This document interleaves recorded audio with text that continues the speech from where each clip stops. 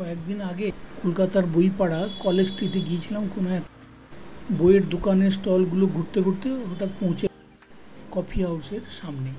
Coffee হাউসের কথা শুনলেও আমি কোনোদিন ভেতরে যাই। সিঁড়ি দিয়ে ওপরে উঠে গেলাম, দেখলাম তখনও খোলেনি।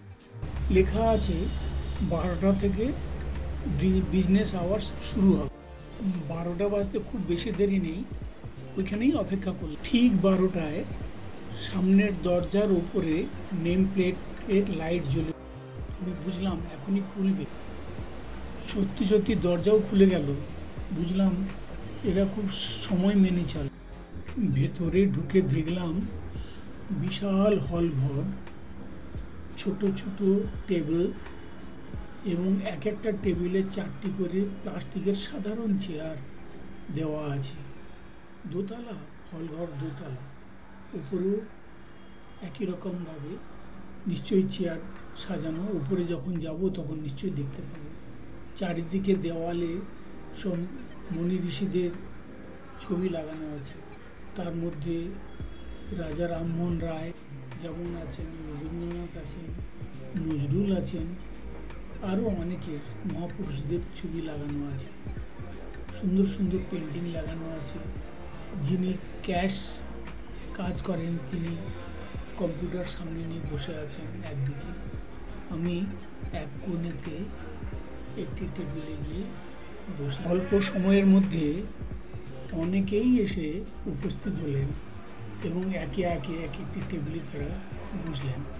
ওয়েটাররা সাদা পোশাক পরে আছে, তারা একে একে টেবিলে মেনু কার্ড, জল সব দিতে থাকলো। একজন এসে আমার টেবিলে মেনু কার্ড এবং একটি কাঁচের গ্লাসে জল রেখে গেল। আমি 1 প্লেট ভেজিটেবল স্যান্ডউইচ এবং 1 কাপ কফি অর্ডার করলাম। ততক্ষণে আরও অনেকে চলে এসছেন, এক একটা টেবিলে সব বসে আছেন, গল্প করছেন নিজেদের মধ্যে। আমি একটু দেখলাম একটু দূরে দেওয়ালে একটি সাদা বোর্ড এবং কিছু লেখা আছে। এগিয়ে গেলাম, দেখলাম লেখা আছে উপরে ভয়েস অফ কলকাতা এবং গণকণ্ঠ। নিচে কিছু পেন দিয়ে কিছু লেখা আছে, যেগুলো অস্পষ্ট, পুরো বোঝা যায় না, তবে এটুকু বুঝলাম লেখা আছে ইন্ডিপেন্ডেন্স ডে। তার মানে বুঝলাম যে প্রতিদিন যারা আসেন তারা কেউ নিজেদের মতামত এখানে খোলাখুলিভাবে দিতে পারেন। ব্যাপারটা খুব ভালো লাগলো আমার। নামি দামি রেস্তোরাঁতে আমরা যে চেনা ছবি দেখি, চাকচিক্যে ভরপুর, সাজানো গুছানো একটা ব্যাপার, তা কিন্তু এখানে নেই। কিন্তু পুরনো, সাবেকি, ঐতিহ্যপূর্ণ এক বাতাবরণ যেন খুব আপনার। মান্না দের সেই বিখ্যাত গান, কফি হাউসের সেই আড্ডাটা আজ আর নেই। শুনলে মনটা নস্টালজিয়ার এক ভাবাবেগে ভরে ওঠে।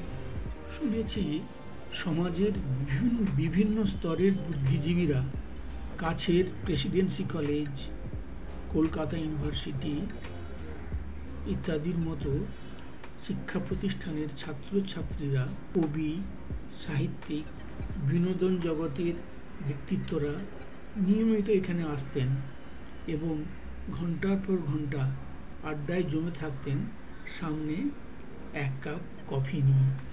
সত্যজিৎ রায়, অমর্ত্য সেন, মৃণাল সেন, অপর্ণা সেন এবং নামী কবি শঙ্খ ঘোষ, সুনীল গঙ্গোপাধ্যায়ের মতো নামী সাহিত্যিকরা এখানে নিয়মিত আসতেন এবং আড্ডায় জমে থাকতেন। সত্যজিৎ রায়, অমর্ত্য সেন, মৃণাল সেন, অপর্ণা সেন এবং নামী কবি শঙ্খ ঘোষ। ইতিমধ্যে আমার কফি শেষ হয়েছে। সারা হল ঘর ভিড়ে ঠাসা, ভনভন করছে। হয়তো কেউ কেউ এর মধ্যে আড্ডায় জমেছেন। আমি প্রায় 150 বছরের পুরনো এই কফি হাউস থেকে বেরিয়ে এলাম আমার কাজের উদ্দেশ্যে রওনা হব বলে। সিঁড়ি দিয়ে নেমে আসছি, দেখলাম একটি বোর্ডে প্রেমিক প্রেমিকারা তাদের প্রেমের স্বীকৃতি হিসাবে কিছু লিখে গেছেন। আমি নেমে এলাম, আবার আসবো বিকেলের দিকে আসবো, যখন আড্ডায় থাকবে সবাই, তাদের কথা শুনবো, কিছু শিখবো, কিছু জানবো।